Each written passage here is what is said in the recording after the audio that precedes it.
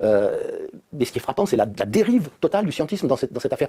Quand vous émettiez une critique ou que vous posiez une question, vous répondez, ah non, mais c'est scientifique, hein. Enfin, c'est fantastique, c'est scientifique. Moi, j'ai entendu des responsables de grands organismes de santé français expliquer qu'ils avaient démontré qu'on se contaminait dans les restaurants. Je suis allé voir, moi, j'ai une curiosité aussi d'économiste, je vois les statistiques, j'aime bien. Et vous vous rendez compte que d'abord, c'était une enquête déclaratoire. Ben, ça démontre, hein. Ils avaient fait un échantillon représentatif. Il y a 80% des gens qui n'ont pas répondu. Et donc, en note en bas de page, il y a écrit, logiquement d'ailleurs, hein, les auteurs prenaient des précautions, mais quand ils venaient sur les plateaux, c'était plus pareil. Bah oui, c'est plus un échantillon représentatif. En plus, quand vous répétez toute la journée à des gens que c'est dans les restaurants qu'on se contamine et que vous leur demandez après, d'après vous, vous êtes contaminé où? Qu'est-ce que vous croyez qu'ils répondent? Ah ben je suis allé au restaurant, c'est là. Mais ça c'est quoi ça?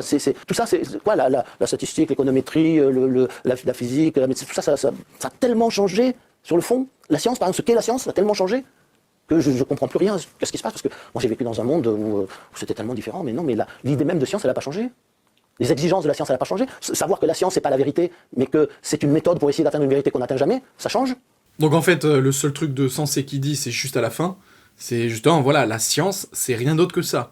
C'est faire des étapes, des essais-erreurs, et c'est comme ça que des fois les choses changent. Mais enfin voilà, la science, c'est jamais un truc, oui, c'est comme ça et c'est pas autrement, s'il n'y a pas de démonstration derrière, ou de théorème, ou tout ce que vous voulez. Et donc là, tout ce qu'il dit avant, bah non, c'est pas la science qui a changé. C'est juste les politiques, les gouvernements, les industriels, qui ont pris en otage la science. Et les pseudo-scientifiques, ou même si des vrais scientifiques qu'on voit sur les plateaux télé, c'est tout simplement des scientifiques qui sont vendus par les médias, qui sont corrompus. La vraie science, hein, c'est on fait des tests, on essaye, on voit si ça marche tant mieux, si ça marche pas, faut refaire autre chose. Mais voilà, tout ce que vous avez entendu de scientifiques à la télé, c'est du bullshit. Les gens ne vous diront jamais qu'une chose est sûre alors qu'il n'y a jamais eu de recul, de test avant. Donc c'est pour ça.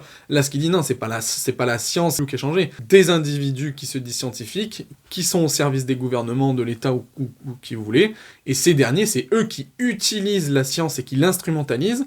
Et en plus, ils parlent des statistiques, mais c'est pareil, les statistiques, les scientifiques et les statisticiens, les premiers, vous diront attention avec les chiffres. On peut faire dire ce qu'on veut avec. C'est pas la science ou les statistiques qui sont mauvaises, c'est les gens derrière qui les utilisent qui sont mauvais.